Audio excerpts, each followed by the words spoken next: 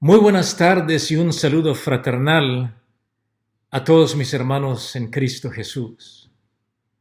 Hoy estamos siendo azotados con furia y mucha fuerza con el coronavirus.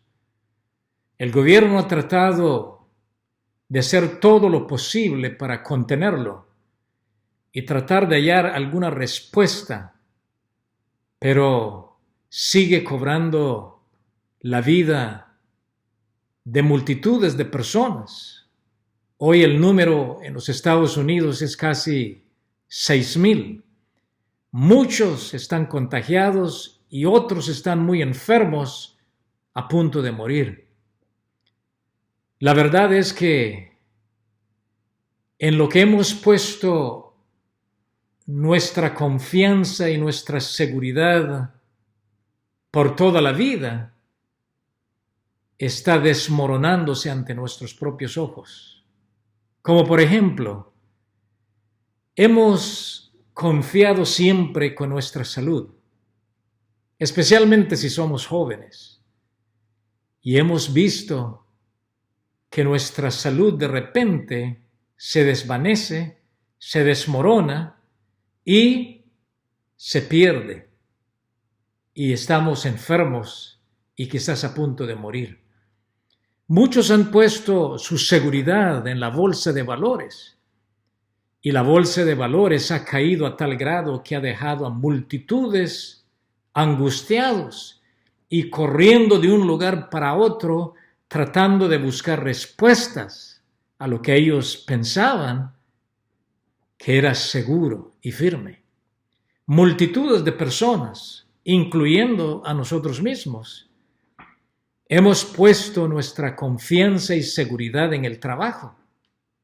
Quizás hemos estado por años fijos en ciertos trabajos y hoy por hoy hemos visto que ese trabajo que considerábamos que era seguro y firme ha desaparecido y hoy estamos recibiendo desempleo. Hoy yo quisiera hablarnos de nuevo y he titulado mi mensaje hoy ¿Cómo detener una pestilencia, una plaga? Y quiero sacar la idea de lo que pasó hace años con el rey David. En 2 de Samuel, el capítulo 24, encontramos la experiencia. Israel estaba en su apogeo o en su gloria. David había llevado la nación a su apogeo. Había mucha prosperidad.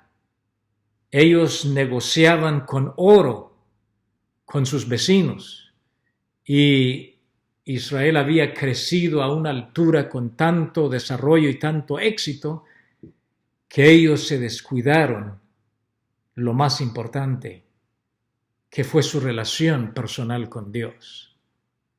David entonces llegó a un punto que comenzó a confiarse en su fuerza, en su ejército, en el poder de la nación. Y por lo tanto llamó a su general Joab y le dijo que era necesario hacer un censo en toda la nación. Joab vio que no era necesario y trató de disuadir al rey David. Pero la palabra de Dios dice que la autoridad o la palabra del rey se impuso sobre Joab y no tuvo otra alternativa. Tuvo que entonces salir y hacer el censo a toda la nación.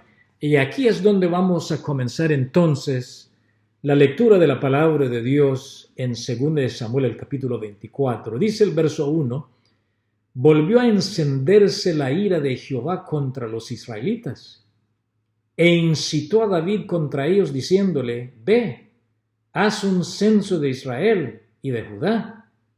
El rey dijo a Joab, general del ejército que estaba con él, recorre ahora todas las tribus de Israel, desde Dan hasta Berseba, y haz un censo del pueblo para que yo sepa el número de los habitantes.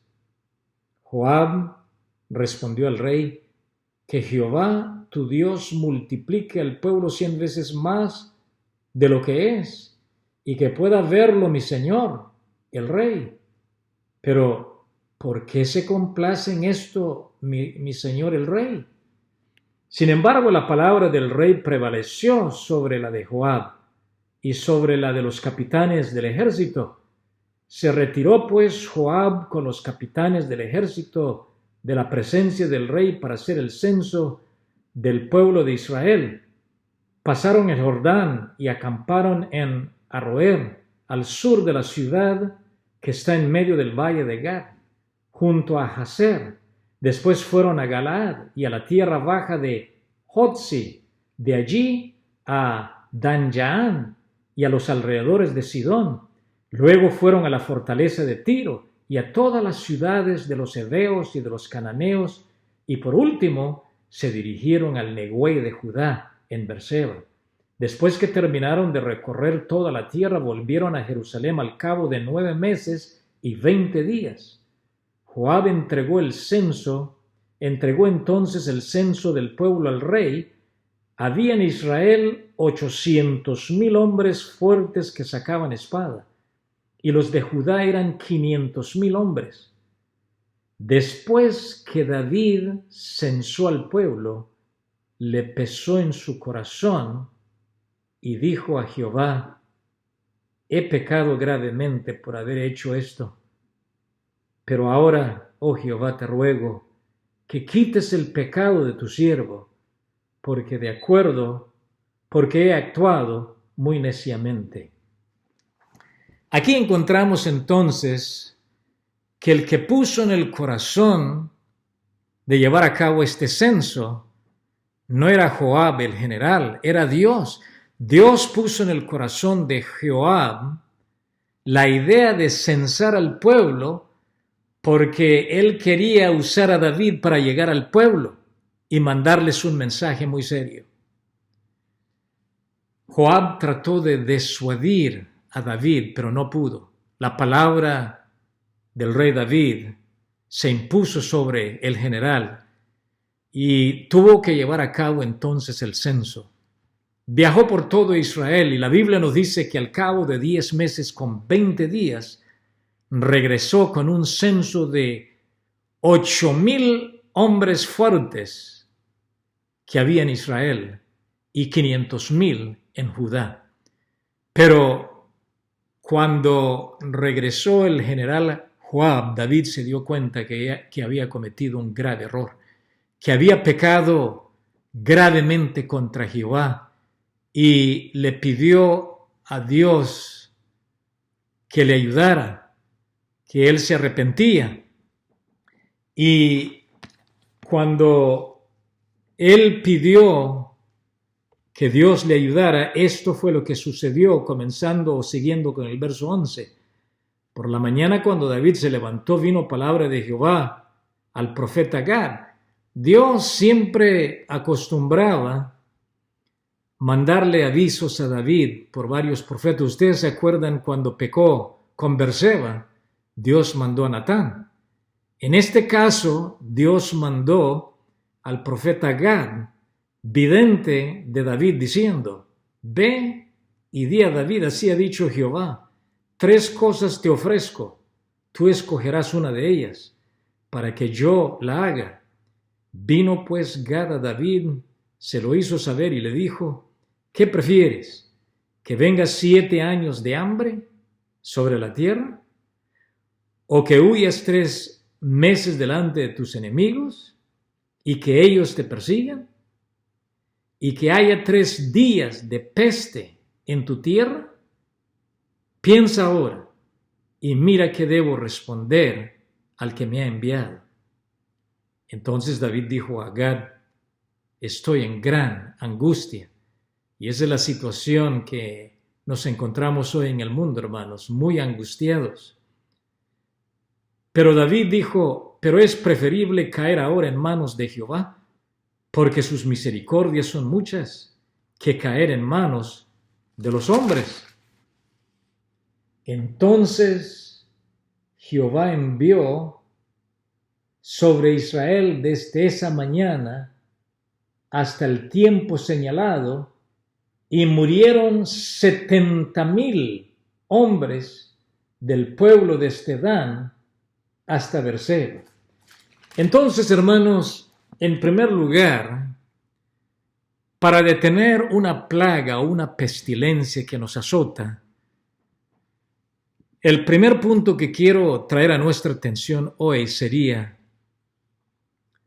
tenemos que arrepentirnos delante de Jehová, arrepentirnos de nuestros pecados, arrepentirnos de no atender las cosas de Dios, arrepentirnos porque hemos sido descuidados, desleales en las cosas del Señor. Y por eso entonces David se da cuenta que como resultado viene consecuencias. Israel se había apartado de Dios, se descuidaron su relación con Dios, su fe, y como resultado entonces Dios les estaba mandando un mensaje muy grave. Dios le dio 3 alternativas al rey David: 7 años de hambre, 3 meses perseguido por sus enemigos, o 3 días de una plaga devastadora. David sabía muy bien lo que era ser perseguido y sabía muy bien el trato que recibiría de los hombres. Él había pasado toda su vida en esto. Saúl lo había perseguido por años, tratando de matarlo. Por lo tanto, David prefirió caerse sobre la misericordia de Dios, porque él sabe perfectamente bien que Dios es tardo para la ira y grande en misericordia y en verdad. Por lo tanto, el ángel de Jehová comenzó una destrucción devastadora. Comenzó con una plaga que comenzó a destruir a todo Israel. 70,000 hombres en un solo día cayeron. Y el ángel de Jehová comenzó a avanzarse por todo Israel. Y saben, hermanos, David, el primer punto entonces, él reconoció que había faltado a Dios y se arrepintió. Ahora déjenme preguntarnos, ¿qué es el arrepentimiento? Nosotros decimos siempre que el arrepentimiento es sentirse triste o tristeza por el pecado, y es cierto. Y que el arrepentimiento es, si vamos en cierta dirección, dar la vuelta completamente en otra. Claro que sí, pero el arrepentimiento es más que eso. El arrepentimiento también es abandono de nuestro pecado. El pecado es algo que si nosotros no cortamos y no dejamos el pecado a un lado, en verdad no es arrepentimiento. Y en ese círculo vicioso muchas personas han caído, porque ellos muestran exteriormente que se han arrepentido y a veces sienten hasta tristeza por su pecado, pero no han cortado con el pecado, y ahí está el mal. Yo quiero leerles aquí una cita del Camino a Cristo en la página 9. Dice: el arrepentimiento lleva en sí tristeza por el pecado y abandono de él. No renunciaremos al pecado a menos que veamos su pecaminosidad. Hasta no repudiarlo de corazón, no se efectuará un cambio genuino en nuestra vida. Muchos sienten tristeza por haber pecado e incluso proyectan una reforma exterior porque tienen temor de que su mala conducta les ocasione sufrimientos. Pero esto no es arrepentimiento desde el punto bíblico. Ellos lamentan el sufrimiento, no el pecado. Tal era el dolor de Esaú al comprender que había perdido la primogenitura